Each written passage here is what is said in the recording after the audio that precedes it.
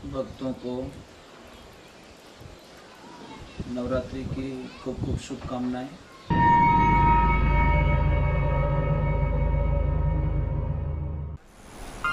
परम पूज्य श्री सोनू महाराज जी के नए नए उपाय सुनने के लिए चैनल को सब्सक्राइब जरूर करें और आगे से आगे शेयर जरूर करें।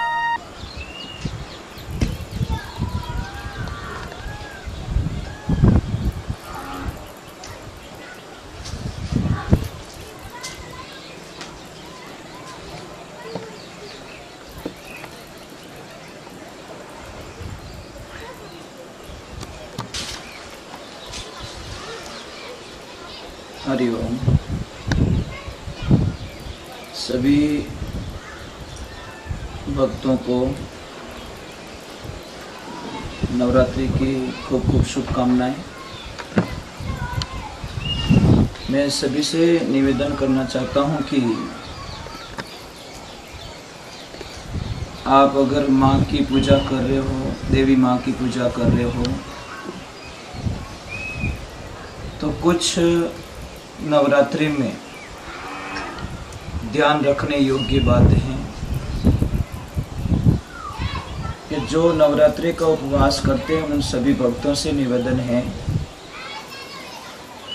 कि नवरात्रि के पूरे दिनों में पलंग पर ना बैठें, पलंग पर सोए नहीं,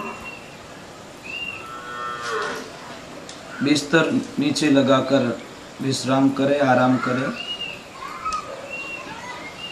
और विशेष में नवरात्रि की एक साधना बताना चाहता हूँ। इस साधना के माध्यम से आप लोगों को माँ की बड़ी कृपा रहेगी, माँ का आशीर्वाद मिलेगा। साधना इस प्रकार है। ओम नमो सचपिंडकाय जयंती मंगल काले भद्रकाले कपालिनी दुर्गा यक्ष्मा शिवदात्री स्वाधा। नमोस्तुते पूजन कर आरती देवी, दे दे मुझे देव, होश धन दे, विद्या बल शक्ति दे, मुक्ति मंत्र दे, सुपाल कुल दे, अच्छा भोजन पान दे, समरण दर्शन दे, षटकर्म विद्या नित्य दे, वेदांति रुधि दे, हरि भजन गंगा तट मोक्ष दे। माते श्री माँ भगवती आप हो। जय माता जी। क्रम में एक साधना, एक स्तुति और आती है। आप सभी से निवेदन है कि अगर बन सके तो ये भी उसके साथ में कर लीजिए।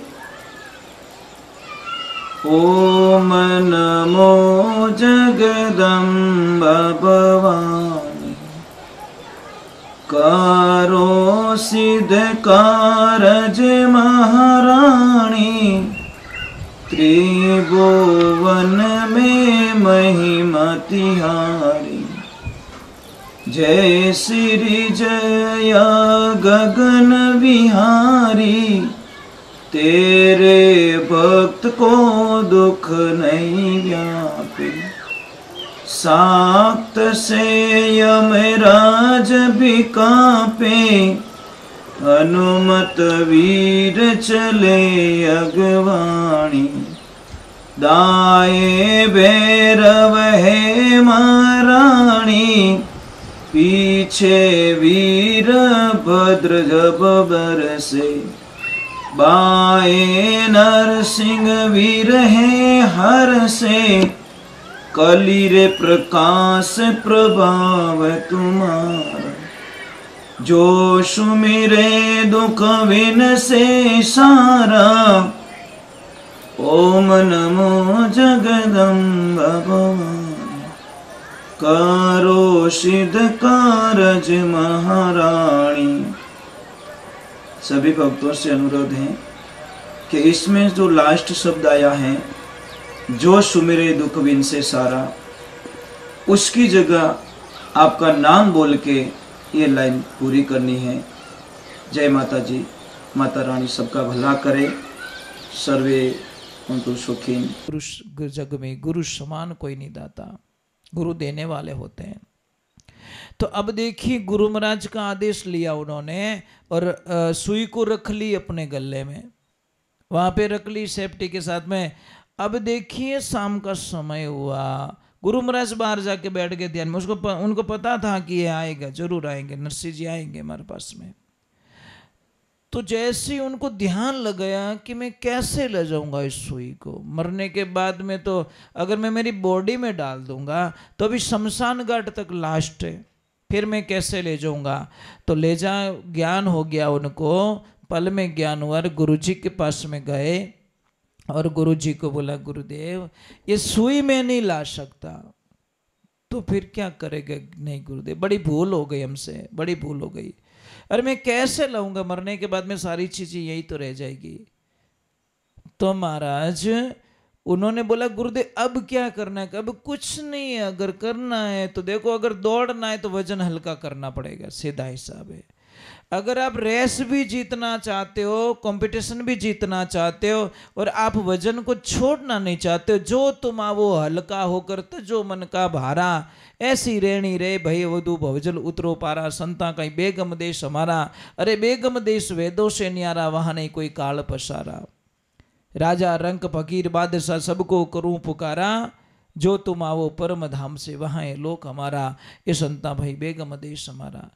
धर नहीं गगन पवन नहीं, पानी चांद सूरज नहीं तारा, बिन मेहताब होत उजियाला, साहिब के घर बारा, संतों बेगम देश हमारा। कबीर साहिब जी महाराज लिखते हैं कि लोक लाज कुल कारण मेटो गई शब्द तत सारा, है नहीं। कई कबीर साहब सुनो भाई संत सहजो लोगों किनारा, अरे संता भाई बेगम देश हमारा। कई सारे बोझ हल्के करने पड़ते हैं, एकदम हल्का। एक खिलाड़ी वही तो जीतता है, आपको पता है, आपको पता है। देखिए जो रनिंग में दौड़ता है ना खिलाड़ी, कोई भी हो, कोई भी कंपटीशन में दौड़ता है, उसके तन पे कम से कम मतलब ड्रेसेज होती है, कम से कम मतलब हल्की ड्रेस होती है, ताकि वो फ्री में दौड़ सके। अभी उसको बढ़िया अच्छा सा टाइट एकदम जींस का पैंट, बढ़िया कोट, बढ़िया स्वेटर, बढ़िया भारी भारी जूते, ये सारी चीजें अगर उसको पहना ली जाए तो मुझे लग रहा है कि मतलब वो बैक साइड में रहे। तो ये हमारे दिमाग में भी बहुत सारी चीजें हो जाती हैं, हम दौड़ना चाहते, सब कुछ करना चाहते, पर नहीं पहुंच पाते। तो नरसिंह जी को बोला कि हल्का होना पड़ेगा। हल्का कैसे? मतलब जो ये जो दिख रहा है ना भौतिकता, इसका त्याग करना पड़ेगा। नहीं दिखने वाला रख ले, दिखने वाला छोड़ दे। तो गए और कहते हैं भाई देखो, आगे बोला है तो हम भी बोल रहे हैं आपको। कहते हैं कि उस वक्त में नरसिंह के पास में 14 करोड़ की माया थी और उन्होंने 14 करोड़ की माया को दान पुण्य में कर लिया, धर्म में निकाल दिया उन्होंने। तो महाराज भगवान श्री कृष्ण ने उनका जब बहन बेटी थी नैनी बाई, उनका जब मायरा भरा तो कहते हैं 56 करोड़ का मायरा भरा नगर अंजार के अंदर। देखिए तो ये भगवान क्या कहते, तू देगा तो लेगा ना।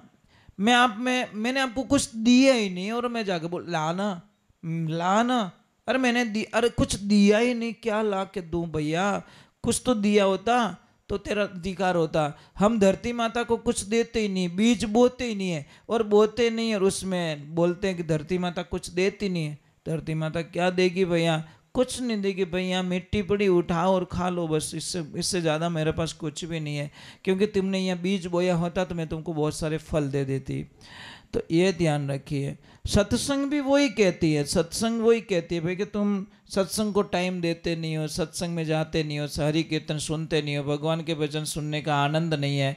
आजकल नास्तिक चीज़ों के अंदर आदमी की प्रवृत्ति बहुत बढ़ गई है। मतलब गंदी चीज़ में मन हमारा ज़्यादा जाता है, अच्छी चीज़ों में मन बहुत कम जाता है। अच्छे काम के लिए किसी को बोलो तो बहुत बड़ा बोझ लगता है कि ये क्या होगा, ऐसे क्या होगा। अरे भाई अच्छे काम में सबसे आगे रहो, बुरे काम में सबसे पीछे रहो, आपका नंबर आए नहीं। जब सबसे पीछे रहेंगे तो भगवान करे वो नंबर आपका मिले ही नहीं, आपका नंबर ही ना आए। पर अच्छे काम में तो सबसे पीछे, बुरे काम में सबसे आगे। यही तो गलती हो जाती है ना, यही गलती हो जाती है हमारी। इसीलिए कहते हैं कि देखो यानी सुग्रीव जी महाराज ने सत्संग की, भगवान श्री राम का साथ किया। सत्संग का मतलब साथ करना, अच्छे लोगों के संग में रहना। सुग्रीव जी महाराज ने राम जी की संगत की, राम जी के साथ में रहे और वानर सेना बनाई। नहीं तो उन वानर सेना की क्या मजाल थी जो महाराज रावण से लड़ाई कर सके, परंतु नहीं, पीछे राम जी का सहारा था, राम जी गए थे, इसीलिए उनको जोश था कि राम जी हैं हमारे साथ में, इसलिए उनके अंदर ताकत आ गई, विशेष बल आ गया।